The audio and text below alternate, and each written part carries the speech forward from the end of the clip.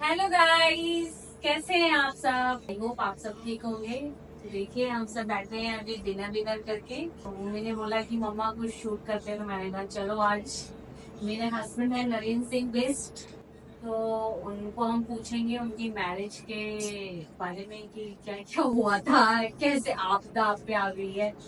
तो हाँ जी, अपने आप को इंट्रोड्यूस कीजिए।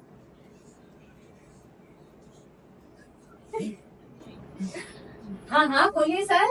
सर अपना फूटा हुआ घुटना बताइए बताइए सर। सभी भाइयों और बहनों और मैं चाहता हूँ कि आप सभी लोग आगे निरोगी रहे। तो कर दीजिए, निरोगी तो रोग थोड़ी ना लगे। ਹੱਸਦੇ ਚਿਹਰਿਆਂ ਦਾ ਮਤਲਬ ਇਹ ਨਹੀਂ ਹੁੰਦਾ ਕਿ ਉਹਨਾਂ ਨੂੰ ਕਦੇ ਕੋਈ ਤਕਲੀਫ ਨਹੀਂ ਹੁੰਦੀ। ਉਹਦਾ ਮਤਲਬ ਇਹ ਹੁੰਦਾ ਕਿ ਇਹਨਾਂ ਨੂੰ ਤਕਲੀਫਾਂ ਨਾਲ ਡੀਲ ਕਰਨਾ ਹੁੰਦਾ ਹੈ। कुछ बातें ऐसी होती हैं कि जो कि समय आने पे की जाती है। हमारे साथ पूरा परिवार है और उसमें ये एक रोशनी है हमारे समाज में सूफी। रॉयल स्टाइल ने रॉयल पर्सनालिटी वट थी जो ने रोणो जीवे छे जिंदगी। ऐसा होता है कि समाज में बहुत नहीं, मैंने समाज सेवा नहीं बोला। मैंने बोला है कि अपनी मैरिज के बारे में आप बताइए। धीरे पॉइंट पे आऊंगा। शुरुआत करने का पहले हम शैतान ठीक है, सारे बताइए। पॉइंट। ये अनुभव ऐसा है कि जैसे शुरुआत में कोई मीठा खाता है तो एक मीठा जब खाता है एक पीस खाता है तो अच्छा फिर दूसरा पीस खाता है तो थोड़ा कम अच्छा फिर जब तीसरा पीस खाता है तो और थोड़ा कम अच्छा और चौथा पीस खाने तो फिर मर जाता है। बट सर क्या मेरे को यही नहीं सुनाई दे रहा, तो वहाँ क्या जा रहा हो? नहीं वहाँ जा रहा होगा। अच्छा जा रहा है सर। ओके सर, ठीक है। कोई बात नहीं, ये सबके पास पहुंच रहा है और सारा समाज देखेगा उसमें। शादी का लड्डू ऐसा है कि बहुत अच्छा होता है। जब तक वो फीका ना हो जाए तब तक अच्छा लगता है, और जब फीका हो जाता है तो धीरे धीरे आदमी खाने की इच्छा छूट जाती है। एक एज के अकॉर्डिंग क्या होता है कि आदमी खाता है, फिर धीरे धीरे कम होता है खाना उसका, फिर और कम होता है। सर ये मैं एक बार सॉरी सर, मैं डिस्टर्ब कर रही हूँ आपको सेकंड बार। सर थोड़ा सा बोरिंग हो रहा है। थोड़ा सा चटपटा डालिए सर, जलजीरा। जलजीरा ये जो आपने लड्डू का बोला कि फीका हो जाता है, लड्डू तो लड्डू होता है सर। वो लड्डू ऐसा है कि साइज होता है उसमें भी। साइज होता है? ओहो अच्छा। वो साइज जो है ना उस लड्डू का, वो हम अपने हाथों से बनाते हैं, तो ये जीवन भी एक साइज है।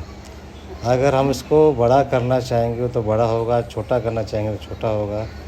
मतलब परिवार के साथ कैसे किस तरीके से मैनेज करना है, किस तरीके से शादी। सर मैंने आपको अपनी शादी के बारे में बोला था, आप तो समाज को बड़ा छोटा करने में लगे।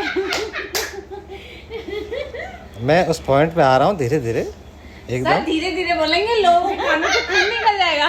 मेरा मानना ये है कि शादी जरूर करो, क्योंकि ये भी हमारे जीवन का एक पार्ट है। और जीवन में जब अब संसार में भगवान ने हमको पैदा किया है तो ये सब चीज़ें भी हमें कार्य करने पड़ेंगे। हर चीज़ की जिम्मेदारी होती है, उसे निभाना चाहिए अच्छे से, समाज में भी रह के अपने परिवार को देखना चाहिए। और शादी का लड्डू मेरे हिसाब से तो अच्छा ही होता है।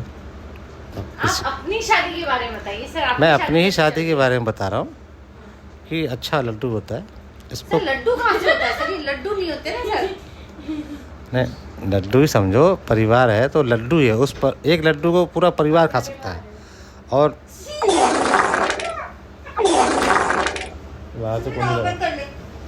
बाहर से पता चलता है, एक पहिए से कभी गाड़ी नहीं चलती।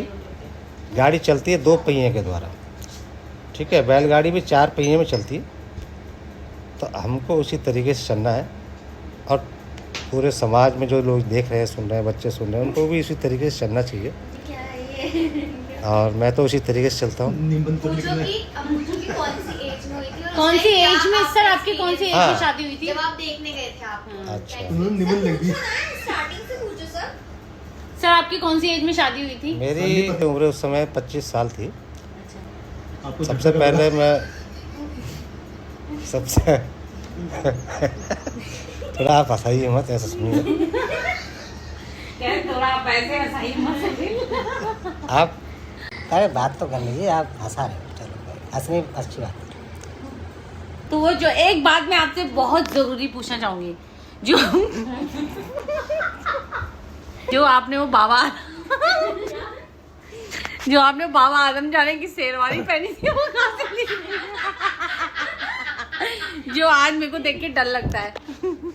उस जमाने में वो शेरवानी मिर्ज़ा गालिब की हुआ करती थी, और मिर्ज़ा गालिब आप जानते हैं बहुत बड़े संगीतकार थे। तो वो ज़माना दौर वही था, वही बहुत महाराजाओं की थी, और वो महाराजा वाला सूट था। अगर आपको बोल दिया जाए कि आपको दोबारा शादी करनी है तो आप करेंगे? मैं दोबारा शादी तो इसलिए नहीं करूँगा क्योंकि मेरे भाग्य में एक ही शादी है। दूसरी शादी मैंने पंडित से पूछ लिया था, तो उसने बोला दूसरी नहीं है, एक ही है। जीवन में आपकी शादी एक ही होगी, जीवन भर तक चलेगी, और जब तक आप जिएंगे आपकी एक ही शादी मस्त रहेगी। उसमें बर्तन भी बजेंगे, भांडे भी बजेंगे, ढोल भी बजेगा, नगाड़े भी बजेंगे, चलेगा। जब तक चलेगा ये दौर, तब तक आपकी शादी चलेगी। ये जो आपके ऊपर से टांट में से बाल गए हैं, ये आफ्टर मैरिज गए हैं, बिफोर मैरिज? ये मेरे साथ अभी गए हैं 4 साल पहले। अच्छा, 4 साल पहले। तो आपने आदिवासी का तेल नहीं लगाया? आदिवासी नहीं, मैं सरसों का तेल लगाता था। जब से मैंने सरसों का तेल लगाना छोड़ा है, तब से मेरे बाल। तो आप लोगों को क्या बोलना चाहेंगे, सरसों के तेल में कोई मिलावट है? सरसों के तेल में जो ताकत है वो किसी तेल में नहीं है। तो सर आपने नारियल क्यों चूज किया सरसों? ये आपकी दांतों में चमका सा ही है।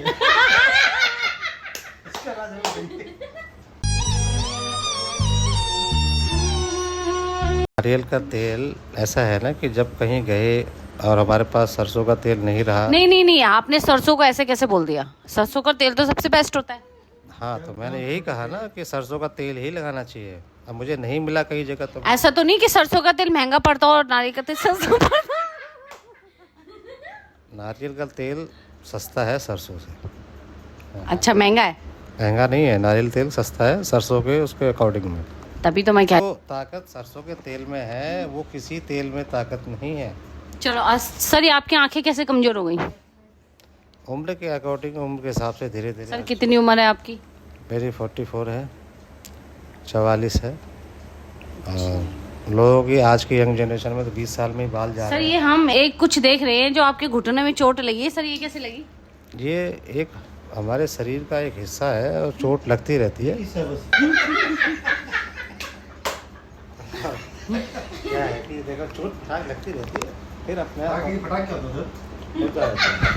ये हमें झेलना है, हमें ये लाइफ में झेलना है।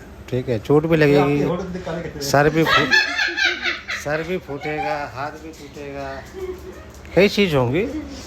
जो हमारे भाग्य में लिखा होगा वो सब चीज़ होगा। हमने सुना भैरव बाबा के और भगवान की आराधना जरूर करनी चाहिए। सर हमने सुना भैरव बाबा मंदिर गए थे? भैरव बाबा मंदिर गए थे, लेकिन वहाँ और ज़्यादा भीड़ होने की वजह से मेरे को दर्शन नहीं हो पाया।